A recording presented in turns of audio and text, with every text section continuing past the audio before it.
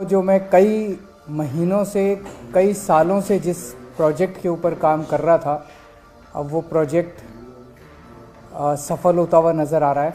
हम दिल्ली की सड़कों को बहुत सुंदर बनाना चाहते थे। इसके ऊपर मैं कई सालों से काम कर रहा हूँ, कई पायलट प्रोजेक्ट्स करवाए। उन सब का नतीजा ये है कि अब ये प्रोजेक्ट सिरे चढ़ता नज़र आ रहा है। इसके तहत दिल्ली के सबसे पहले हम 1400 किलोमीटर पीडब्ल्यूडी की जो सड़कें हैं, 45 फुट से चौड़ी जो सड़कें हैं, यानी कि 18 मीटर से ज़्यादा चौड़ी जो सड़कें हैं, वो 1400 किलोमीटर सड़कें हैं। ये 1400 किलोमीटर सड़कें पीडब्ल्यूडी के कंट्रोल में आती हैं, पीडब्ल्यूडी के जुरिस्डिक्शन में आती हैं।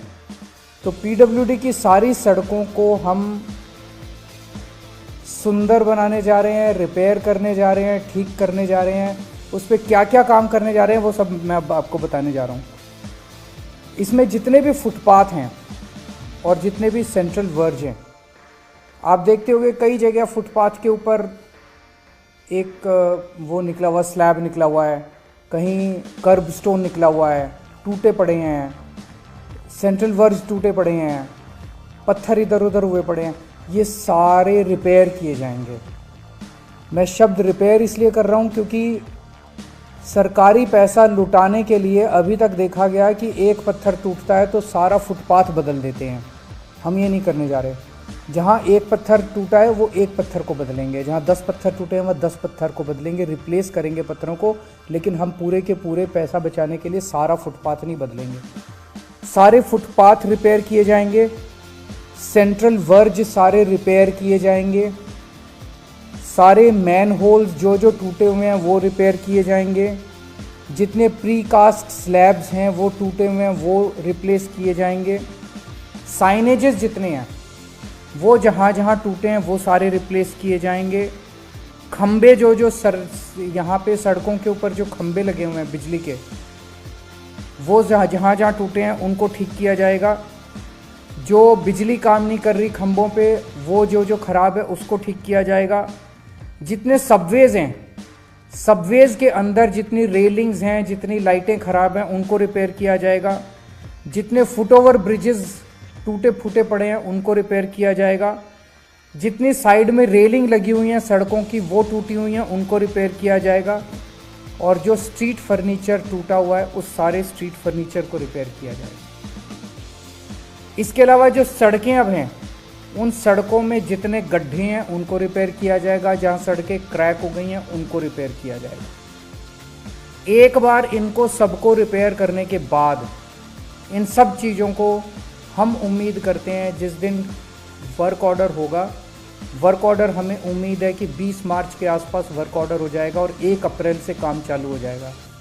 उसके 6 महीने के अंदर हमें उम्मीद है ये सारा रिपेयर का काम हम कंप्लीट कर लेंगे। उसके बाद 10 साल का हम कॉन्ट्रैक्ट दे रहे हैं कि फिर जब भी कुछ टूटेगा वो तुरंत रिपेयर किया जाएगा। उसके लिए फिर नया कोई कॉन्ट्रैक्ट देने की जरूरत नहीं पड़ेगी, नया कोई वो देने की जरूरत। अगले 10 साल का कॉन्ट्रैक्ट दे रहे हैं कि फिर कोई भी ब्रिज पे कुछ टूटा, फुटपाथ पे कुछ एक पत्थर टूटा, कहीं कुछ टूटेगा, तुरंत 24 घंटे के अंदर उसको रिप्लेस किया जाएगा, उसको रिपेयर किया जाएगा, ताकि हमारी सड़कें हमेशा चमकती और सुंदर नज़र आएं। 10 साल के लिए हम इसका रिपेयर का कॉन्ट्रैक्ट दे रहे हैं। उसी तरह से सड़कें अगर कहीं गड्ढा होगा उस गड्ढे को 24 घंटे के अंदर रिपेयर किया जाएगा। कहीं सड़क पे कोई क्रैक आएगा उस क्रैक को 24 घंटे के अंदर रिपेयर किया जाएगा। इन 10 साल के अंदर हर सड़क को 2 बार रीसर्फेसिंग की जाएगी। 5-5 साल के अंदर सड़क को रिपेयर करना होता है तो 2 बार इसकी रीसर्फेसिंग की जाएगी।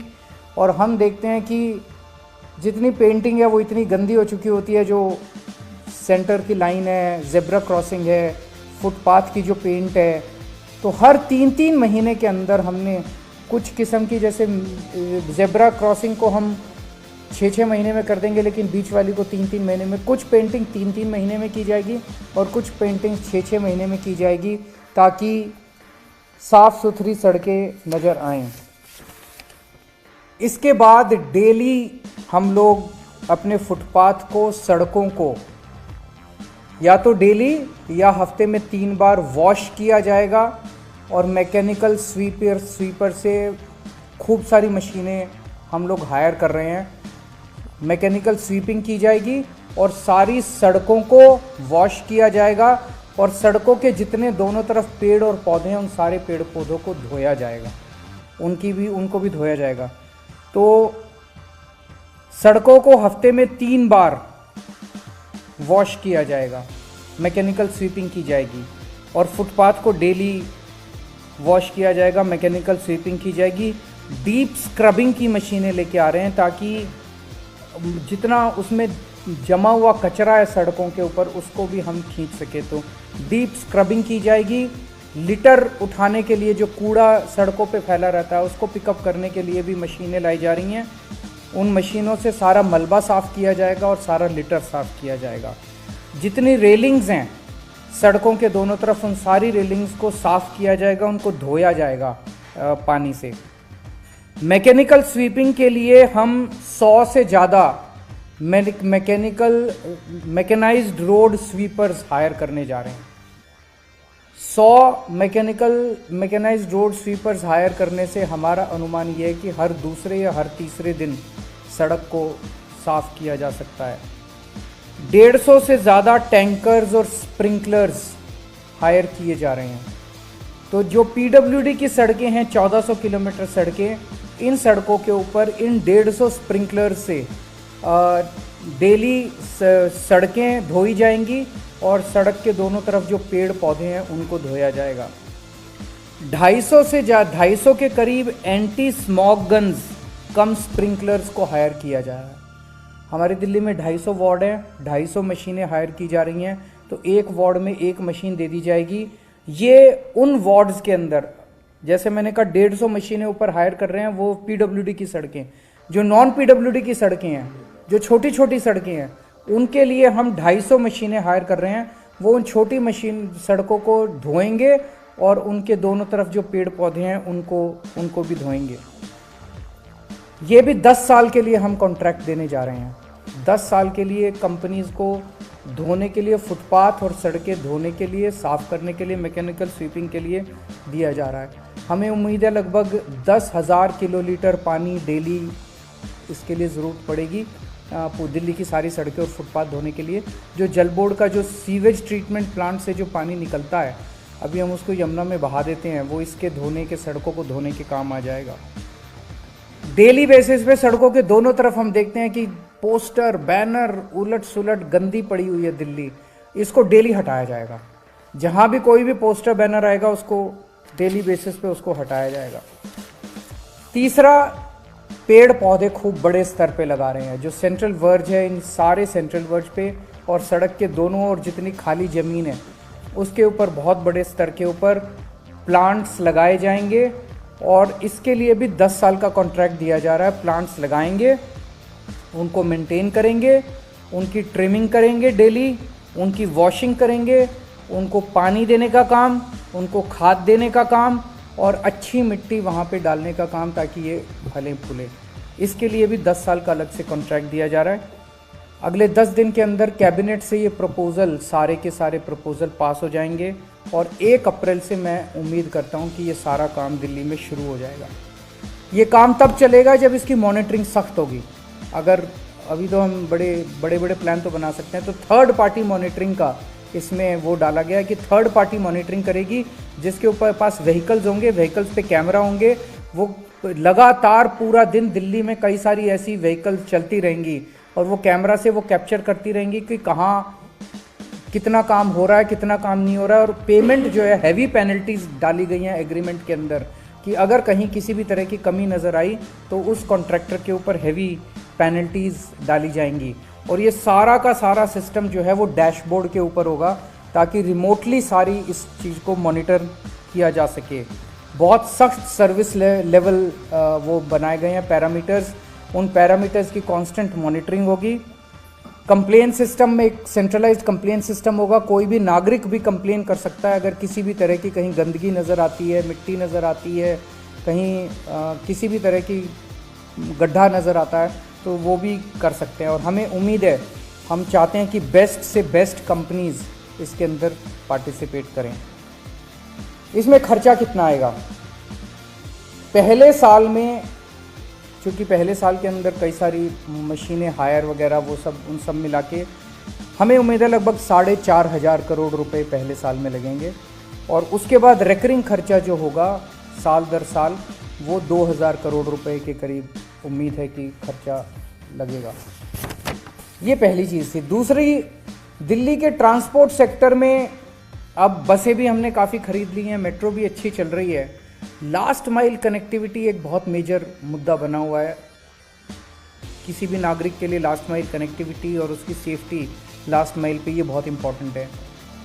उसके लिए हम ई स्कूटर्स लेके आ रहे हैं और इसको हम द्वारका के एरिया में एक पायलट प्रोजेक्ट करने जा रहे हैं। द्वारका के क्षेत्र में लगभग 10 मेट्रो स्टेशन हैं, कई सारे बस स्टॉप्स हैं। द्वारका में 250 लोकेशंस के ऊपर 1,500 ई स्कूटर्स प्रोवाइड किए जाएंगे। लोग एक साथ अपनी टिकट खरीद सकते हैं। इंटीग्रेटेड टिकट होगी, उससे आप उस टिकट से बस में भी ट्रैवल कर सकते हैं, ई स्कूटर भी हायर कर सकते हैं और मेट्रो पे में भी सफ़र कर सकते हैं।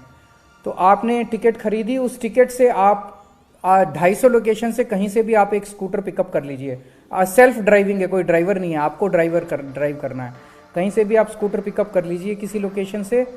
वहीं पे हेलमेट होगा, हेलमेट पहन के और आप अपने दूसरे किसी भी कहीं भी जा सकते हैं, उसको थोड़ी देर यूज़ कर सकते हैं और इन 250 में से किसी भी लोकेशन के ऊपर उस स्कूटर को आप वापस छोड़ सकते हैं। ये सारे ई स्कूटर्स होंगे और इन स्कूटर्स पे स्वैपेबल बैटरी होगी और एक चार्ज में 60 किलोमीटर तक आप वो कर पाएंगे, ट्रैवल कर पाएंगे और 60 किलोमीटर प्रति घंटे की स्पीड होगी इनकी। जिस दिन ये एग्रीमेंट उस कंपनी से, ऑब्वियसली जो भी कंपनी होगी वो टेंडर बेसिस पे दी जाएगी, जिस दिन एग्रीमेंट होगा उसके 4 महीने के अंदर पहले 100 लोकेशन पे 500 स्कूटर आ जाएंगे। अगले 4 महीने में अगले 100 लोकेशन पे और 500 स्कूटर आ जाएंगे और अगले 4 महीने या 12 महीने में 250 लोकेशंस के ऊपर 1500 स्कूटर मुहैया हो जाएंगे। ये कॉन्ट्रैक्ट उस कंपनी को 7 साल के लिए दिया जाएगा और ये 250 लोकेशन वो हैं जो सबसे ज़्यादा जहाँ पे फुटफॉल होता है। मेट्रो हो गए, मेट्रो स्टेशन हो गए, वो हो गए, बस स्टेशन हो गए, हॉस्पिटल्स हो गए, मॉल्स हो गए, जहाँ जहाँ लोग ज़्यादा जाते हैं, बाज़ार हो गए, वहाँ ये ज़्यादा से ज़्यादा दिए जाएंगे। और बिड पैरामीटर होगा कि जो कंपनी कम से कम चार्ज करने को कहेगी कि हम जनता से इतने रुपए टिकट लेंगे प्रति मिनट या प्रति किलोमीटर, उस कंपनी को ये कॉन्ट्रैक्ट दिया जाएगा। सो ये 2 बड़ी अच्छी खबरें हैं दिल्ली के लोगों के लिए। अगर आपके कोई क्वेश्चंस हैं तो।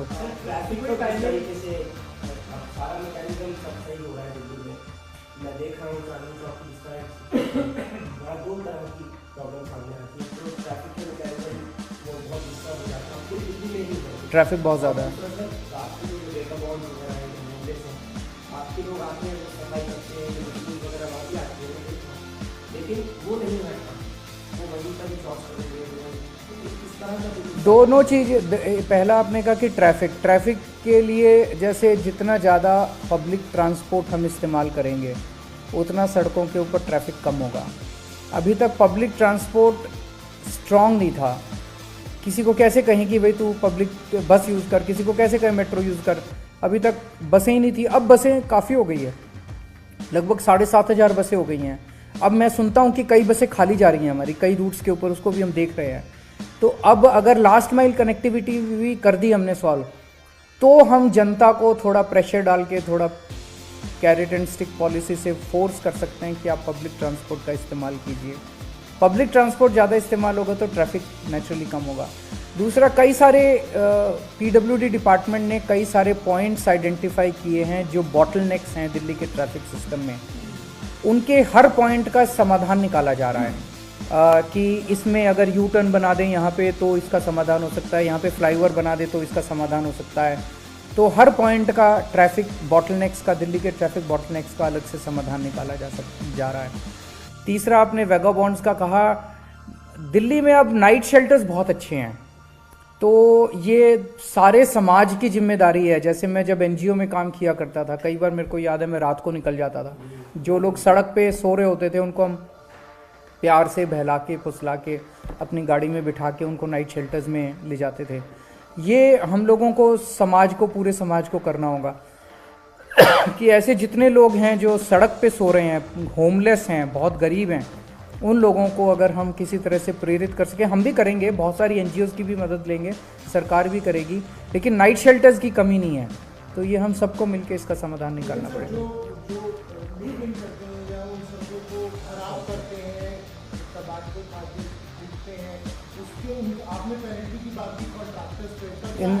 ये इनके ऊपर क्या पेनल्टी लगाओगे और इनसे कैसे पैसे लोगे? इनके पास तो, लेकिन इन लोगों को उठा के कहीं ना कहीं नाइट शेल्टर पे ले जाना पड़ेगा। उसके ऊपर थोड़ी सख्ती की जा सकती है, इसको थोड़ा सख्त करेंगे कि इनको जैसे जितने नाइट शेल्टर्स हैं वहाँ टॉयलेट की भी फैसिलिटी है, सब किस्म की फैसिलिटी है, लेकिन इनके साथ क्या है कि इन्होंने वहाँ पे अपना एक अड्डा जमाया हुआ है, अपनी जगह का कैप्चर की हुई है। जो मैंने समझा था उन दिनों में, वो उसको छोड़ना नहीं चाहते जगह को। उनको लगता है नाइट शेल्टर में चले गए तो ये हमारी जगह कोई और कैप्चर कर लेगा। तो इसका समाधान निकालना पड़ेगा। लेकिन मैं आपकी बात से सहमत हूँ कि जो होमलेस लोग हैं उनको नाइट शेल्टर्स में पहुँचाने की ज़रूरत है।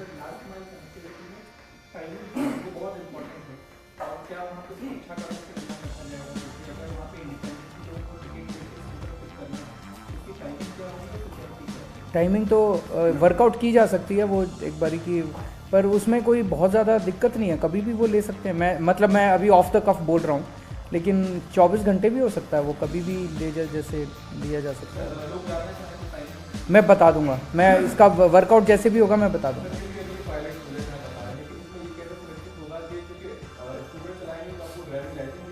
वो सब तो होगा, तो वो तो फिर जो भी लेगा, ड्राइविंग लाइसेंस अगर नहीं होगा, कल को अगर पुलिस ने रास्ते में पकड़ लिया तो जैसा उसके साथ अपने स्कूटर पे होता है वैसे उससे